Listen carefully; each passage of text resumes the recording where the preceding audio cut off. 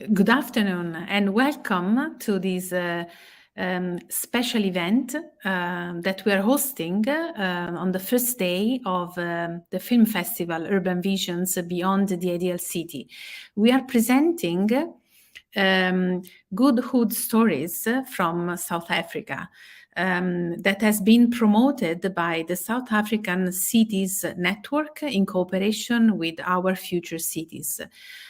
We have with us today Rashiq Fataar, who is the main protagonist of all these episodes that we are introducing today as part of contents related to urban visions. Hello, Rashiq. Ciao, Luisa. Nice to see you. Nice to see you, and thank you for sharing contents of your work with us. We are very happy to host Good Hood stories from South Africa in our film festival. So tell us more about this project. How did it start and what was the main goal and objectives of the project? Yeah, so in the year 2020 and 2021, the South African Cities Network, which is an organization that researches cities and ways to improve them on behalf of our national government, they searched the country for inspiring, positive, uplifting community projects that illustrated ways of improving cities, of good practice, not perfect neighborhoods or perfect projects, but ways of making progress, whether they be led by government or led by communities. And from that open call across the country, they selected 4 projects in 2021.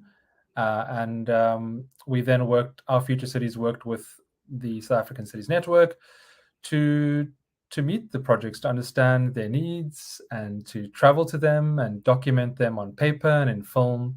So it's a really exciting way to get stuck into the kinds of projects that really improve life for many people.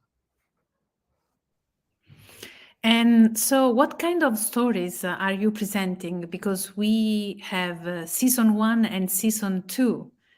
So you are interviewing some key members of South African communities. The projects are so diverse, and every time I wanted to have these assumptions about the projects or what they're about, I'm always completely surprised. I was the host of the first season, and Lebo is the host of season 2. But in season 1, for example, there was a project called Langa Bicycle Hub, where during the pandemic, one guy started delivering medication in the community of Langa, and that really just grew into bicycle repairs and teaching people how to ride bicycles and advocating for better cycling facilities.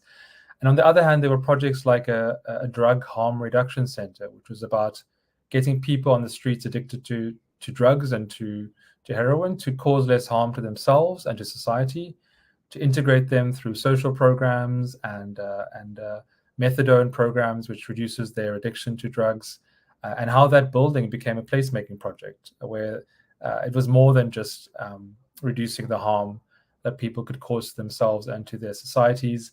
There was also a project where in the inner city of Johannesburg, they were trying to find ways to grow food on different rooftops of different buildings, working with the local farmers and trying to essentially find a business model to make urban agriculture work. So yes, the projects were quite diverse. I mean, in season 2, they feature a park activation project, training local people to bring their parks back to life.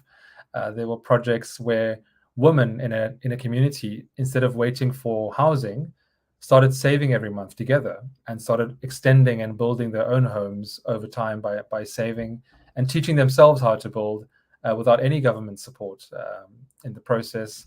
And there are also projects, for example, where a startup and a tech company collaborated during the very sort of severe flooding in Durban, which happened not too long ago. And they developed an app for people to ask for help and for people to offer help on the same platform. So really just completely different projects, but I think it just showcases that that the transformations required in cities are often through these what I call seed projects or these civic projects, which point the way to sort of a more sustainable and vibrant future in South Africa in particular. Well, sounds very exciting to watch. And I know you are launching the second season soon, in a few days. Yes. Yeah, so season 2, after much work, we only started filming, I believe, at the end of August. So we really traveled to all the projects across the country. It launches this Monday night at 6 p.m., I think GMT +2. So anybody can join in on Zoom, and we'll be broadcasting them on YouTube. So everyone can watch them at the same time. And of course, they will be online afterwards. But yeah, season 2 really had a different set of lessons to season 1.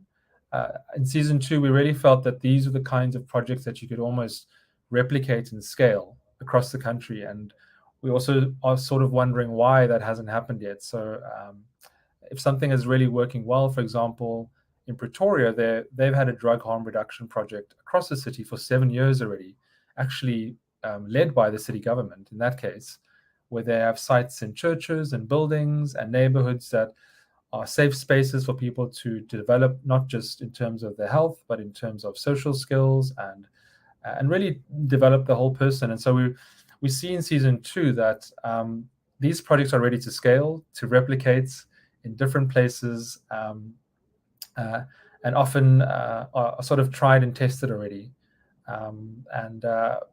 This is also the ambition of the projects. We hear in season 2 from the women from the Masake Stokvel, where they've been building their own homes, that they are ready to go expand across the country. They've built 29 homes and home extensions, and they really know what they're doing, and they know what quality building is, and they have ambitions to go beyond just Cape Town in their case. Thank you. I mean, this is amazing, the work that you have been developing. And I think it's nice to actually watch these people and follow these stories from South Africa. I think it's a very important work that you are developing. So glad that we can host you and the work that you have been developing in cooperation with the South African Cities Network. Thank you again, Rashiq, and hope to see you in person again soon. Yes. Thank you, Lisa, and hope you have a fantastic festival. The content really is amazing and quite diverse. Thank you very much.